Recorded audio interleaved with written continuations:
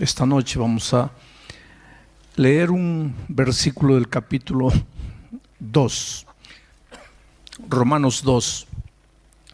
Ahora déjenme leer el texto bíblico a partir del versículo 4, 5 y 6. Dice así. Es una pregunta.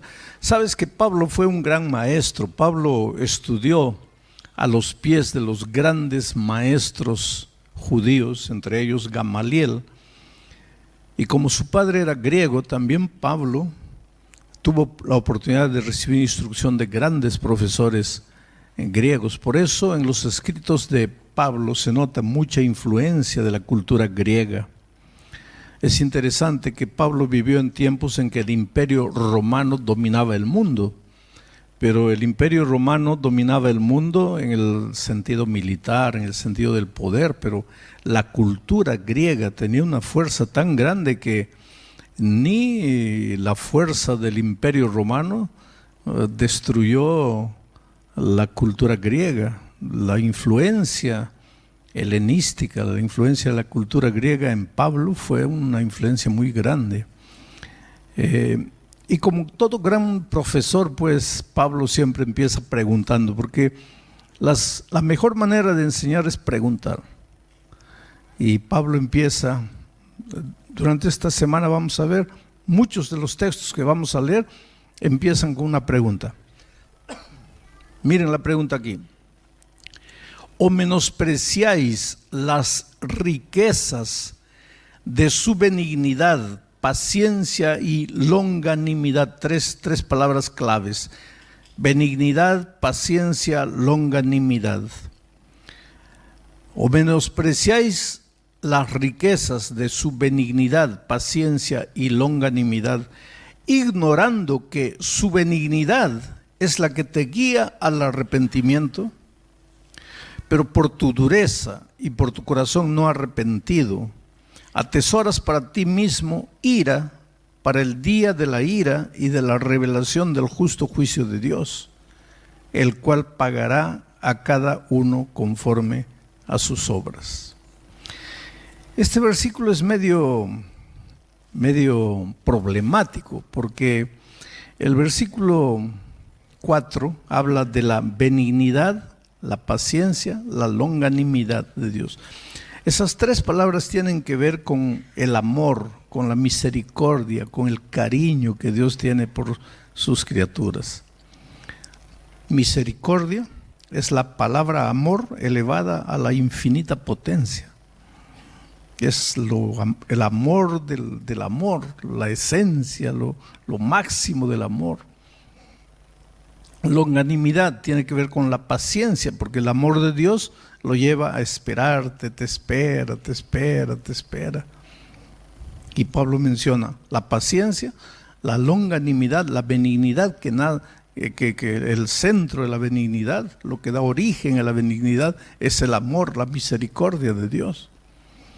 Pero en los versículos 5, 6 se habla de la ira de Dios.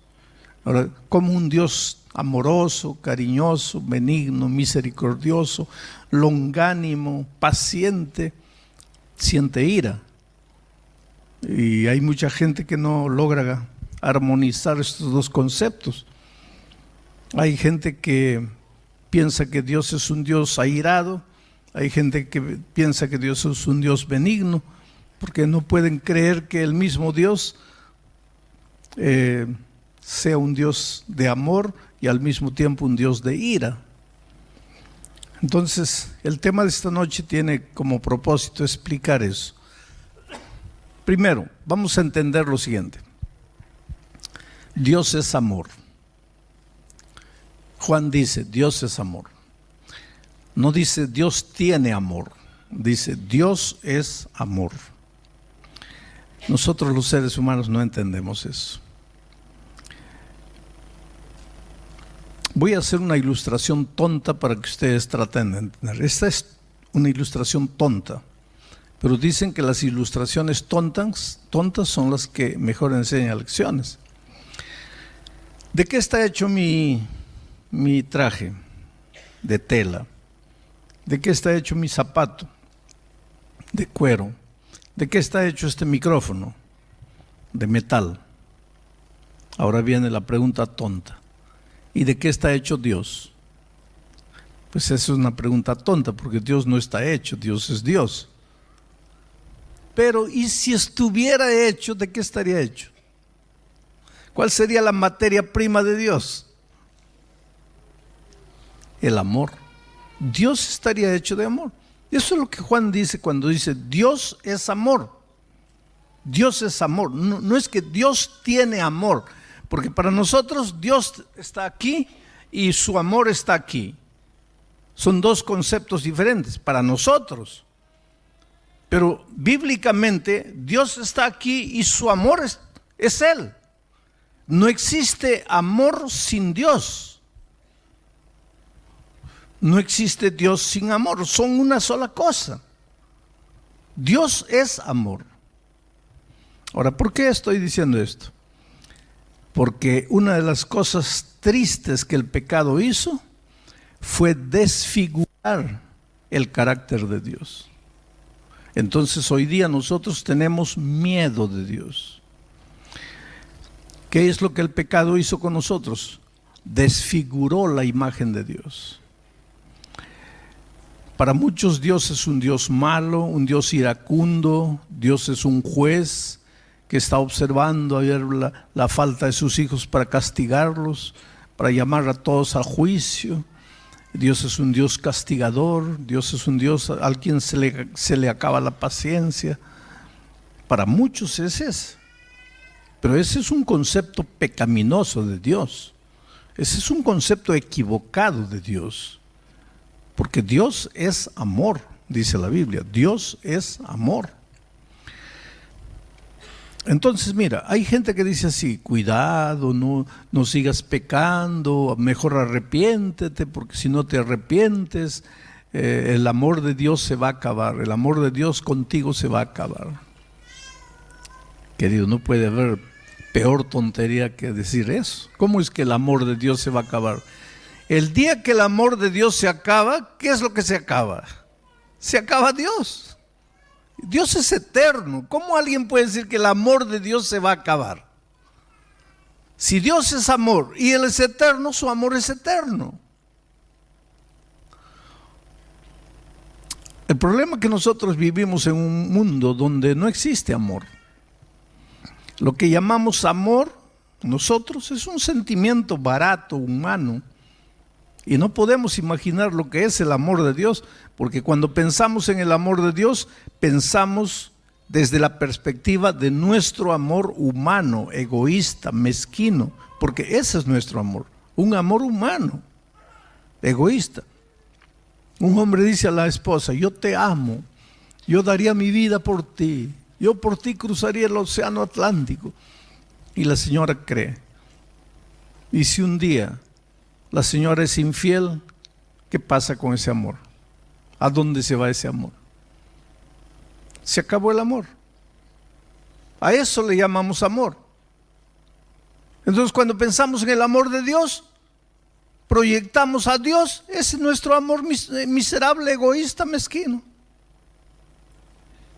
El padre dice al hijo: hijo, yo te amo, si te necesitas un ojo, yo me arrancaría un ojo para darte. Y si un día el hijo se porta mal, algo hace terrible que te trae vergüenza, ¿qué haces? Le muestras la puerta de la casa: olvídate que eres mi hijo. Ese es el amor humano. Entonces, cada vez que tú piensas en el amor de Dios, piensas en el amor, ese amor nuestro, que es un amor humano. Pero el amor de Dios, querido, mira, te digo una cosa: Dios te ama. Dios te ama. No importa quién seas, Dios te ama. No importa cómo estás viviendo en este momento, Dios te ama. No importa lo que hagas, Dios te ama. Si crees en el Evangelio, Dios te ama. Si no crees, te sigue amando. Si aceptas a Dios, te ama. Y si no lo quieres aceptar, te sigue amando. Si te portas bien y andas en los caminos de Dios, Dios te ama. Y si te portas mal y andas en tus propios caminos, Dios te sigue amando. Ese es el amor que no se entiende. El amor de Dios es incomprensible. Por eso hay un poeta que escribió una poesía, le colocaron música y ustedes lo cantan ese himno, que dice así: si cada ser humano fuera un escritor, si cada hoja de árbol fuera un lapicero, si toda el agua del mar fuera tinta, y si todo el cielo fuera un enorme papel, no sería suficiente para escribir lo que es el amor de Dios. Pues nunca vas a entender el amor de Dios. Porque en esta vida se ama al bueno, al malo no se lo ama. En esta vida se da la recompensa al que se porta bien, al que se porta mal no se le da recompensa. En esta vida se le da el diploma de honor al que sacó la buena nota, al que sacó pésima nota no. En esta vida la copa de la Champions League se va a llevar el que gana, el que pierde no. Entonces nosotros pensamos así: bueno, pues si yo me porto bien, Dios me ama. Si ando en los caminos de Dios, Dios me ama. Y si me porto mal, pues ya no me ama, ya no merezco, ya no soy digno, ya soy pobre, un pobre miserable, merezco morir, ya Dios no me va a aceptar. Pero ¿quién te colocó eso a ti en la cabeza? ¿Quién te colocó que Dios te deja de amar porque caes, porque pecas, porque erras? Ahora, el otro día, un viejito vino y me dijo así: pastor, eso que usted predica es peligroso. Le digo, ¿pero por qué? Porque si usted dice así: Dios te ama, si eres malo te ama, si eres bueno te ama, si aceptas te ama, si rechazas te ama. Si usted sigue diciendo eso, la gente va a pensar: bueno, pues, si Dios me ama, ¿para qué me preocupo? Ya estoy salvo.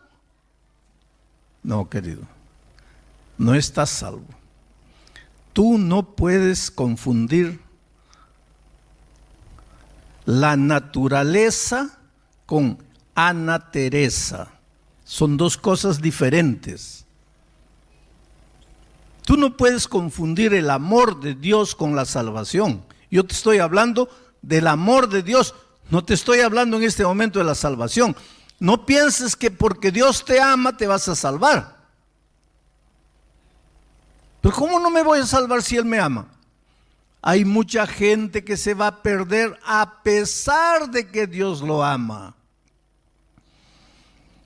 Yo te estoy hablando del amor de Dios. El amor de Dios solo te sirve si te apoderas de Él. Si no te apoderas del amor de Dios, no te sirve para nada. Y te voy a hacer una ilustración. Ustedes saben que el río Amazonas es el río más grande del mundo, ¿no? Desemboca en el Brasil, el país donde yo vivo. Pero el río Amazonas nace en el Perú, el país donde yo nací. El río Amazonas nace como una corriente así de agua finita cayendo de las rocas allá en las alturas de Cusco. Y va yendo, pues se le junta otro riacho más, ya se vuelve un río grande, se le junta otro, un río más grande. Cuando entra al Brasil ya es un río grande. Ahí en el Brasil se le juntan más ríos. Y cuando llega a la frontera ya, a la costa, ya para entrar al océano Atlántico, el río Amazonas es un río gigantesco. De tal manera que si tú te paras en una orilla, tus ojos no alcanzan a ver la siguiente orilla, de tan grande que es el río. Y no solo grande, sino que es un río fuerte, con una fuerza. Entra al río Amazonas, entra al océano Atlántico, el río, sabes que el río agua dulce, ¿no? Entra con una fuerza así, el agua dulce al mar, que es agua salada, entra con tanta fuerza que aproximadamente por 200 kilómetros no se mezcla el agua dulce con el agua salada. Abre como un surco, esa fuerza de agua dulce, abre como un surco en el agua salada. y no se mezcla con el agua salada. Claro que a los 200 kilómetros ya va perdiendo fuerza, hasta que ya se transforma todo en agua salada. Pero el otro día una embarcación naufragó y salieron a buscar a los sobrevivientes y encontraron a 16 en un pequeño barquito, muriendo unos 3 días después, labios partidos, quemados por el sol, muriendo de hambre, muriendo de sed. Y cuando el capitán del rescate llegó, los náufragos: agua, por favor, agua, agua. Y el capitán les dice: ¿y por qué no toman agua? Hace rato que ustedes están nadando en el Amazonas, ¿por qué no toman agua? Ahí está, muriendo de sed, rodeado de agua dulce. Pues el amor de Dios es el agua dulce. Y tú estás muriendo de sed, rodeado del amor de Dios. Quiere decir, el amor de Dios no te vale para nada si no tomas el amor de Dios, si no bebes al agua del amor de Dios, si no te apoderas del amor de Dios. Pero Dios te ama. Te ama, te ama, te ama. Pero entonces, ¿cómo me voy a perder? Ahora te voy a explicar algo que te va a resultar un poco difícil de entender. Mira, el pecado, vamos a decir que está aquí. El pecado está aquí. El pecado te atrae, el pecado te seduce. ¿Sabes lo que quiere decir la palabra seducir? La palabra seducir originalmente quiere decir colocar cera en el piso para que te resbales. Te seduce. El pecado te atrae. El pecado te ofrece muchas cosas. Te ofrece placer. Y te da placer. Solo que el placer del pecado es momentáneo, es pasajero. Después que el placer acaba, solo te resta el peso de la culpa, el peso del vacío, la desesperación, las ganas de llorar, la culpabilidad, la impotencia, la incapacidad de regresar a Jesús. Entonces el pecado te atrae, te atrae, te atrae. Y tú vienes. Quiero decirte una cosa, mira. Nadie se va a salvar porque nunca pecó. Porque si de no pecar dependiera la salvación, nadie se va a salvar. Pablo dice: Cristo murió por los pecadores, de los cuales yo soy el primero, dice Pablo. Y esta noche yo les diría: yo soy el segundo. Y yo no sé quién es el tercero aquí. Solo Jesucristo podría decir: nadie me redarguye de pecado. Solo Jesús podría decir: nadie puede apuntar un pecado en mí. Pero los seres humanos. David decía: en pecado me concibió mi madre. Está hablando de la naturaleza pecaminosa. Ya nacemos. Y el pecado, como digo, nos atrae. Pero el pecado no te habla de lo que te va a hacer. Una vez que caes en sus garras, ya no puedes salir. Y el pecado es cautivante, en el sentido que te gusta. Y te gusta, y te gusta. Entonces tú te agarras del pecado. Ahí está el peligro de aprender a vivir en el pecado. Y escucha una cosa: Cristo murió por ti, no para salvarte en tu pecado, sino para salvarte del pecado. Jamás hables y menciones la gracia de Cristo para seguir revolcándote en el pecado. La gracia de Cristo no es solo perdonadora, la gracia de Cristo es transformadora. Al mismo tiempo que te perdona, te transforma. Entonces, pero hay gente que comienza a jugar con el pecado y se agarra el pecado y llega a habituarse con el pecado de tal manera que ya no quiere soltar el pecado, ya quiere vivir amarrado al pecado. Ahora, cuando Cristo venga, Él viene para colocarle un punto final al pecado. ¿Y sabes por qué? Porque lo que más detesta Dios es el pecado. ¿Y por qué? Lo más asqueroso de esta vida para Dios es el pecado. ¿Por qué? Porque el pecado te hace mal y Dios te ama. Y cualquier cosa que te haga mal, Dios no acepta, porque Él te ama.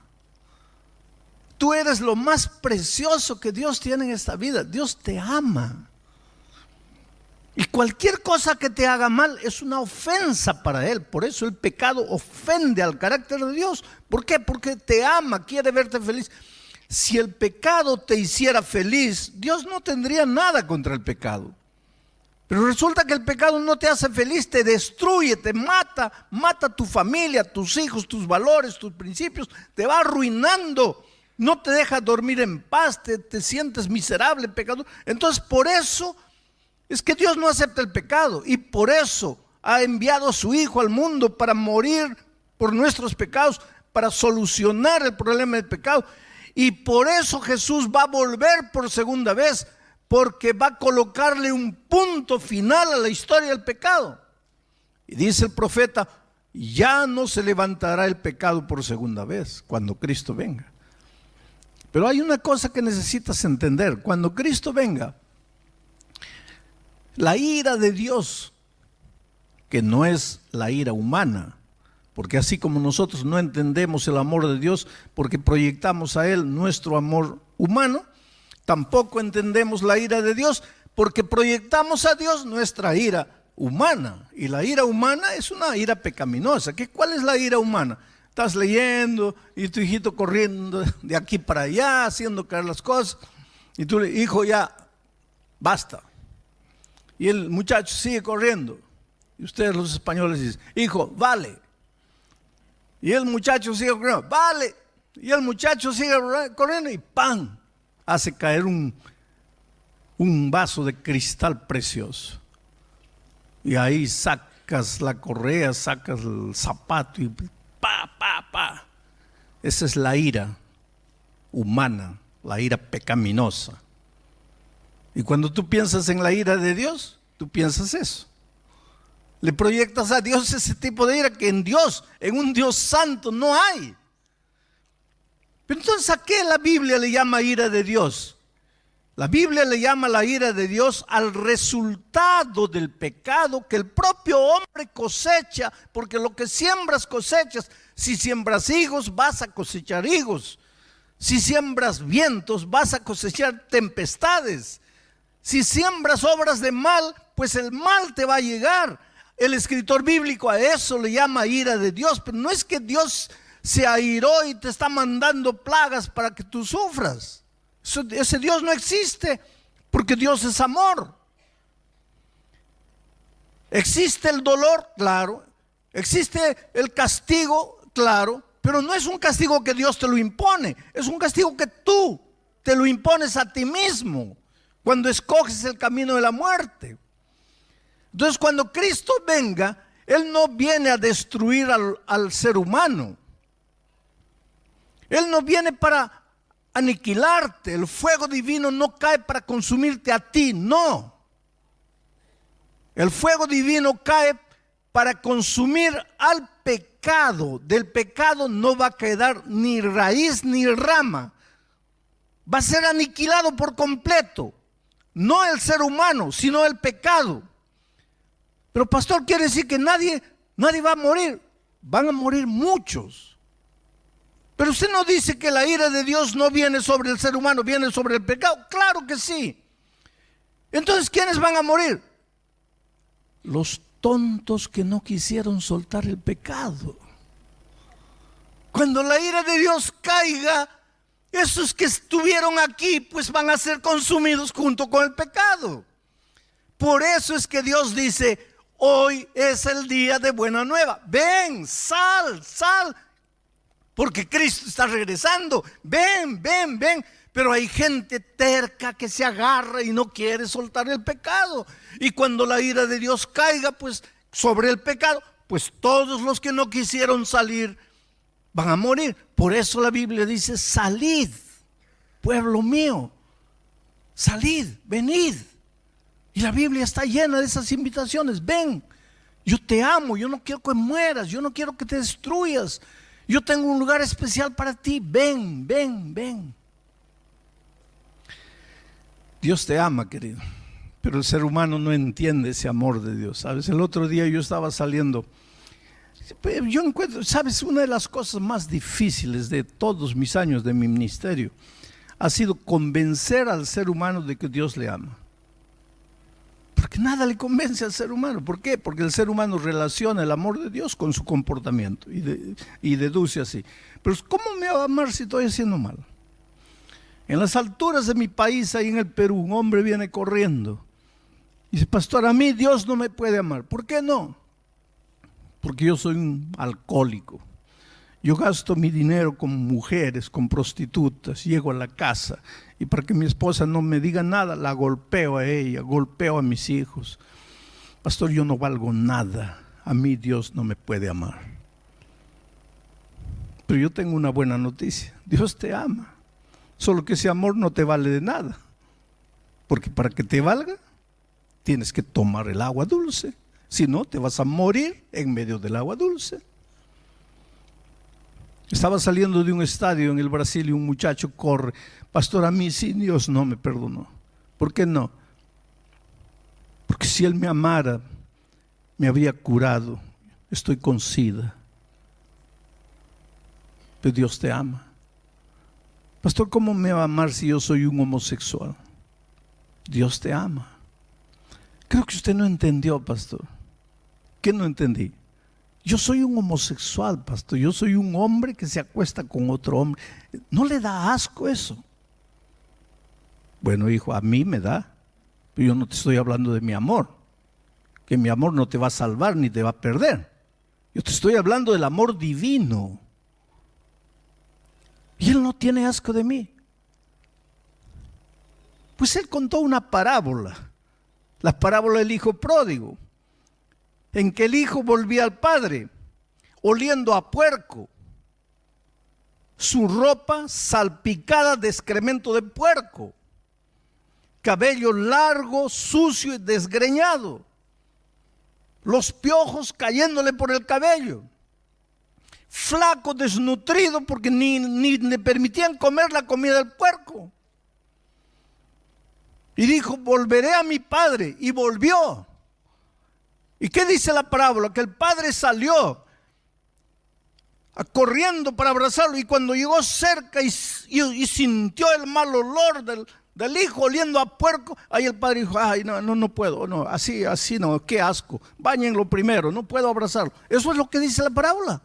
No, lo abrazó. Porque, querido, tú eres lo más precioso que Dios tiene en la vida. ¿Cómo piensas que Dios va a tener asco de ti? Ven a Jesús. ¿Cómo estás? Entrégale tu vida. Es su amor que te va transformando. Por eso Pablo dice: no sabes que es su benignidad, es su amor el que te lleva al arrepentimiento. Mira, si el amor de Dios no conquista tu corazón para que cambies de vida, pues Dios ya no tiene otro argumento. El único argumento que Dios tiene para cambiar tu vida es su amor. Y si su amor no es capaz de transformarte, pues ya no hay más nada que te pueda transformar. Es por eso que no me voy a cansar de predicar del amor de Dios. Hace muchos años atrás, yo estaba en el Brasil, en un campamento de jóvenes. Y los pastores me habían dicho: pastor, no lleve a aquel muchacho allá. Muchacho de pantalón jeans, lleno de tatuajes, barba, cabello largo, medio rock and rollero, así. Eran los tiempos de la vaselina, ¿no? De John Travolta, pantalones jeans apretados con la boca ancha. Y él estaba ahí. Y los pastores me dijeron, no lo lleve a ese muchacho, porque es un muchacho malcriado. Le va a malograr todo el campamento. Pero yo estaba llegando al Brasil, pensé, ¿cómo no lo voy a llevar? ¿Cómo le voy a negar una oportunidad si yo no lo conozco? Pero los pastores me dijeron, pero nosotros lo conocemos, no lo lleve. Pero yo pensé que debería darle una oportunidad y lo llevé. ¿Para qué? Lo que los pastores me dijeron no era nada comparado a lo que este muchacho era. Porque este no era de los que cometía una travesura y se escondía, ¿no? Él hacía algo, cometía una indisciplina y mostraba la cara como diciendo, a ver, ¿quién me va a hacer algo? Y nosotros teníamos un reglamento. Y el reglamento era el siguiente. Cometes una indisciplina, el jefe de la carpa habla contigo. Vuelves a cometer la segunda indisciplina, el preceptor habla contigo. Vuelves a cometer la tercera indisciplina, el director del campamento habla contigo. Y si cometes la cuarta indisciplina, me lo traen a mí, que yo era el jefe de todo. Pero si me lo traía a mí, era solo para decirle, agarra tu mochila, estás fuera del campamento. Pues él cometió la primera indisciplina, se rió del jefe de la carpa, cometió la segunda, se rió del preceptor, cometió la tercera, se rió del director. Una noche después de la fogata, y en la noche, era como 10 de la noche, el director viene y me dice, mire pastor, yo sé que usted es todo paciencia, pero este muchacho tiene que irse. Usted tiene que hablar con él y es ya solo para decirle que se vaya, porque él no puede quedar. Le dije, mira, son 11 de la noche, 10 de la noche. ¿A dónde lo vamos a mandar a esta hora? Porque el campamento era en el campo, a la orilla de un río, habíamos levantado carpas ahí. Digo, ¿a dónde lo vamos a mandar a esta hora?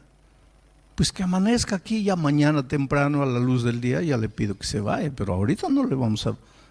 ¿Cómo lo vamos a soltar en la oscuridad ahí? No hay, en la carretera oscura, no hay carro, no le puede pasar algo. No, dejamos para mañana.